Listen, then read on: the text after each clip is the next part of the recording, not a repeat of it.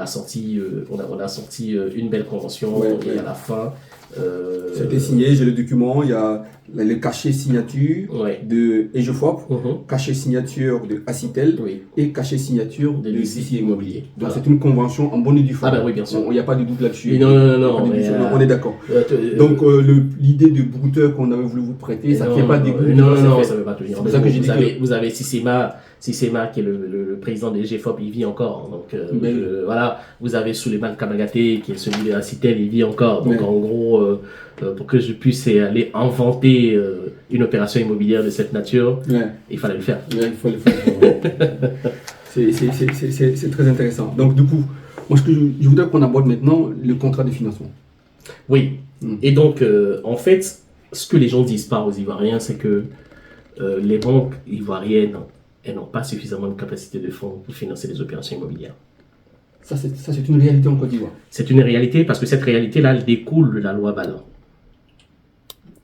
Et cette loi BAL, je pense que cette loi elle est sortie pour la simple et bonne raison que pendant la crise de subprime, les banques étaient capables de prêter l'argent qu'elles n'ont pas. Qu'elles n'ont pas, ouais. Ce qui a conduit à la crise de 2008. C'est ça. C'est-à-dire au départ, on dit qu'une banque, si tu as, admettons, tu as 10 francs, on peut autoriser que tu prêtes 25. Ouais. Jusqu'alors, c'est allé. Après, quand ils se sont rendus compte que les banques avaient 10 francs, mais elles prêtaient jusqu'à 200 francs. Ben oui. Donc forcément, le jour où une mauvaise information rentre dans le process, tout le monde va aller récupérer son argent. Il n'y a pas d'argent. Il n'y a pas d'argent et on se rend compte qu'en fait, c'est une question d'écriture. Et justement, pour lutter contre ce fait-là, les banques ivoiriennes ne pouvaient pas prêter au-delà de leur capacité de fonds propres au niveau de la banque centrale. Et ça, c'est quelque chose qu'on n'a pas dit aux Ivoiriens. Il y a peut-être des crédits, comment on appelle ce truc-là, des crédits pour la rentrée scolaire, des petits crédits, mon cher, oui, mais ils ne peuvent pas aller plus loin. Ils ne peuvent pas aller plus loin. Donc, moi, je prends un exemple tout con. Je prends une opération de la sorte, comme l'opération Acitel, où moi, j'ai besoin d'à peu près, on va dire, 60 milliards de francs CFA pour construire, pour faire l'opération immobilière. Alors, vous pensez que quelle banque est capable de mettre 60 milliards sur la table? Et du coup, même si aujourd'hui ces banques-là décident de venir en concours sur le processus, ça veut dire que c'est plusieurs banques qui se mettent ensemble pour me financer. Mais si plusieurs banques se mettent ensemble pour me financer, moi, d'ici immobilier, mais elles ne financent personne d'autre. Ouais. Et quand vous êtes face à cette réalité-là,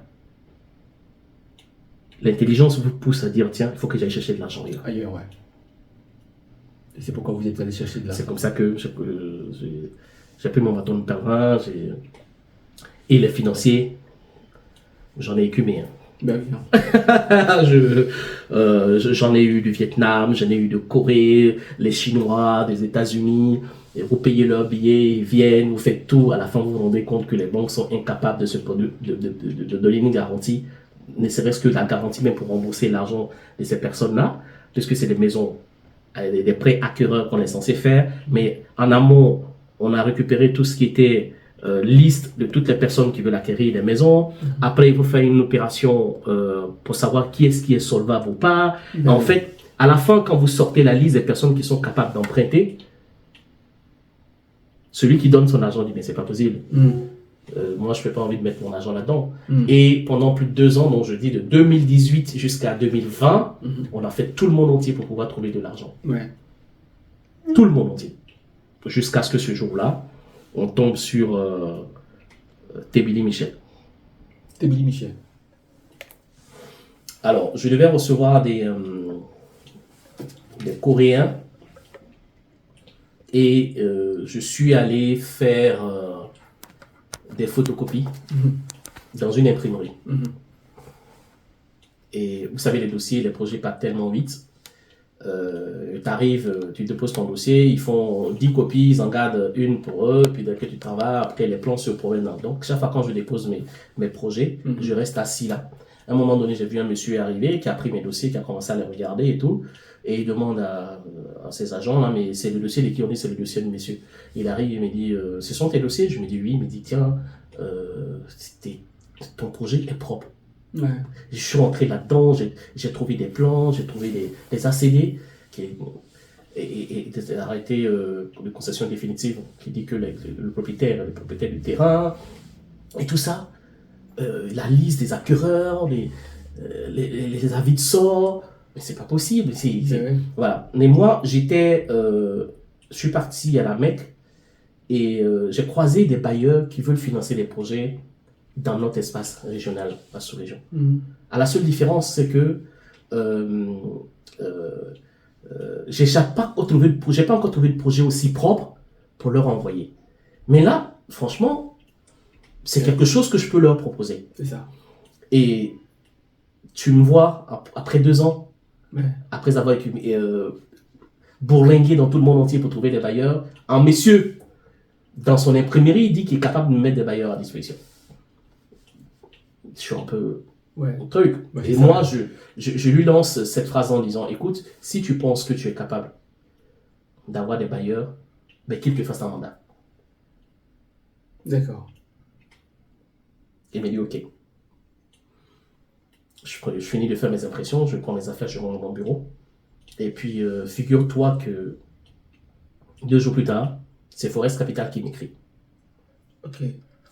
Avec le mandat de Tebili que vous avez dans les dossiers. Tebili Michel, ouais. Donc, quand on parlera tout voilà. à l'heure. Ouais. Et j'étais tellement choqué, je me suis dit, ah oui, ils ont réussi quand même à faire un mandat pour ce mec-là. Ok, donc je l'ai appelé, j'ai dit, je viens de recevoir le mandat de Forest Capital, tu peux passer dans mes locaux. D'accord. Et c'est comme ça que je lui ai remis tous les dossiers sont partis à Londres. Okay. Et là, je vais juste faire une petite parenthèse, c'est-à-dire dès l'instant où je demandais à Tebili Michel d'avoir le mandat de Forest Capital, j'étais en train de creuser la tombe. Pourquoi ça? Ben parce qu'il a été en prison, parce qu'il a été le représentant des bailleurs. Ben oui. Oui. J'ai vu. Implicitement. Ben oui, carrément, ouais. C'est-à-dire que je lui aurais pas demandé ce document-là, personne ne pouvait le mettre en prison. Ben oui. Et il serait pas mort. Il serait pas mort. Et d'ailleurs, même, je vais dire, qu'est-ce qu'il a fait de mauvais en voulant rendre service à un jeune Ivoirien qui a bourlingué, qui cherche de la matière pour faire son projet. Et il a vu des projets immobiliers pour des Ivoiriens. Il dit, moi, je connais des gens, j'ai vu des gens, je veux apporter cette capacité-là que j'ai de ma relation pour permettre à ce jeune-là de réaliser des projets pour des Ivoiriens. C'est mal faire ça. Et il est Ivoirien, Tebili Michel? Oui, c'est un jeune BT.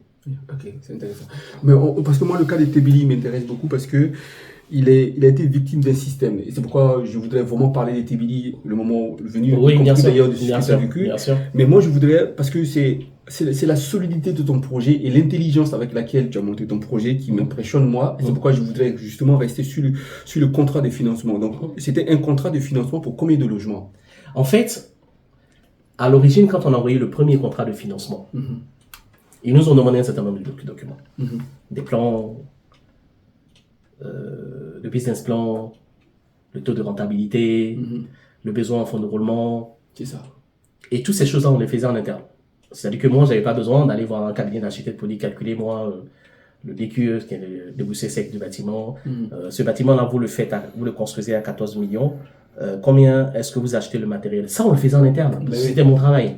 Et du coup, après les échanges avec Londres, on avait exactement... En fait, ils se sont rendus compte qu'on avait tous les documents. Ouais. Mais je précise que ça, c'est un contrat. Mais on avait déjà le contrat de Cargill, on avait le contrat de Solibra, qu'on était en train de peaufiner. On avait le projet Espoir pour tous les fonctionnaires de Côte d'Ivoire. Donc, avant même que le premier projet ne parte dans la main de Tebili, tous nos projets avaient la même maturité. D'accord. Donc celui du Trésor, tout ça, avait la même maturité. Donc en gros, on avait des projets qui avaient la même maturité et on se retrouvait à chercher de l'argent.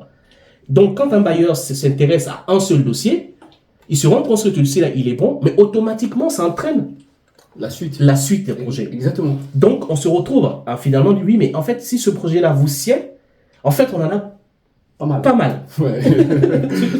tu vois la chose. Ouais, c'est ça, ouais. Et il dit, ah oui, mais pourquoi ça, vous nous avez pas parlé? Mais si, on a le projet d'antenne, un projet d'antenne, un projet d'antenne. Ah ben, ramenez-nous tous les projets, on va les analyser en même temps. D'accord. En fait, vous avez eu la chance. Sinon, je dirais même peut-être que vous êtes bien. Oui, c'est intéressant ça. Et figure-toi qu'on se levait un matin. C'est 1803 milliards mis à disposition. 1803 milliards. De francs CFA. Énorme. Nous étions partis pour un projet du Trésor. Et le projet de CIFAE était validé. Le projet Espoir était validé. le projet d'Orange était validé. Le projet des agents des impôts du Trésor était validé. Et le tout, ça fait combien? 1803 milliards de francs CFA. 1803 milliards de francs CFA. J'arrive même pas à les... Parce que comme je connais pas bien... Ça fait 1 milliard d'euros. 1 milliard d'euros, on a 6 000 milliards. 1 milliard d'euros, on a 6 000 milliards. Oui. Donc ça fait, on a à peu près 2 milliards 300 millions d'euros. C'est beaucoup d'argent. C'est à l'époque, entière du budget de la Côte d'Ivoire. Ben oui, c'est ce que je voulais dire. Et ensuite? Et donc, on arrive à ça et on se dit, mais c'est pas possible. On se dit, mais... au bureau, on était assez sceptiques. On s'est dit, c'est comme un rêve. Voilà, on s'est dit, c'est assez bizarre, on ne sait pas trop. Et pourtant, Dieu seul sait qu'on est resté longuement avec eux, on a échangé avec eux, ils nous ont rassuré tous les documents qu'on a demandés, donc je pense qu'on va aborder les documents de preuves de fonds. Ouais, tout ça. Voilà, documents. Ils ont envoyé les preuves de fonds, ils ont demandé de saisir un huissier, on a saisi un huissier, ils ont écrit à la banque de l'huissier pour dire on a les fonds, et ainsi de suite, ainsi de suite, ainsi de suite. Et donc ce contrat-là, par exemple celui-là, il va peut-être 60 milliards, il y a les autres qui sont derrière. Et il faut préciser que c'est un prêt. C'est un prêt. Et justement, c'est pour ça que c'est très intéressant parce que moi j'aime les détails. Hein. Ouais. J'aime les détails, c'est important pour moi parce que quand on ne connaît pas les détails, on est dans la spéculation. C'est clair. Parce que dans le contrat de financement que vous avez là, que j'ai sous les yeux, pour les 4513 logements, c'était un contrat de financement qui s'élevait à 179 milliards sur le projet. C'est les fonds qu'ils ont mis à disposition pour le projet du Trésor. Voilà. Et ce projet-là, il comprenait les travaux d'aménagement de l'ensemble de la parcelle, construction des bâtiments et d'infrastructures. On est d'accord là-dessus. Oui. Mais c'est une chose qui est très intéressante dans le projet, c'est qu'en fait, c'est marqué sur le programme de financement de ces 179 milliards. Donc, vous avez un taux d'intérêt à 2%. C'est ça. Vous avez un délai de grâce différé à 3 ans. Oui, parce que on vend des cailloux, on a l'argent tout de suite. Ben oui. Mais là, on fabrique des cailloux pour aller construire des maisons. Et donc, dès l'instant où tu vas prendre un crédit et que tu ne prévois pas de livrer les premières tranches des logements et de se faire payer avant de commencer à payer les intérêts du prêt, c'est-à-dire que tu commences à rembourser l'argent du prêt avec l'argent que tu as pris. C'est ça. Et là, ça devient dangereux. C'est très dangereux, ouais. Donc, quand on est parti devant eux, qu'on a exposé tous nos besoins et tout, on leur a dit, vous nous prêtez, c'est bien, mais moi, j'ai pas envie de me lever demain matin en train de payer l'argent, les intérêts de l'argent que vous m'avez envoyé. C'est ça. Donc, différez ça sur 3 ans et vous nous donnez un délai de 7 ans pour vous rembourser. Ça nous laisse le temps de réaliser les premières opérations, de vendre les premières maisons et d'être en capacité de payer les 2% d'intérêt qu'ils nous ont accordé. Exactement. Et c'est comme ça qu'on a réussi à négocier la chose. Donc, je rappelle que c'est un prêt. Oui, c'est un prêt. Donc, l'argent que vous allez normalement recevoir d'eux, ce n'est pas un cadeau qui vous était fait, c'était un prêt pour un projet. C'est ça. J'insiste là-dessus parce que je le dis aux Ivoiriens qui nous écoutent, parce que quand on retient ce détail-là, qu'en fait, c'est un prêt qu'il a reçu, parce qu'il a galéré, parce qu'il s'est battu pour pouvoir décrocher des financeurs. Ce qui va se passer autour des 40 milliards, il faut comprendre pourquoi c'est un scandale à mes yeux. Pour l'instant, je laisse notre ami le docteur Julien parler, parce que c'est un scandale pour une raison très simple, que là, on avait affaire à un prêt. Oui. C'est très intéressant.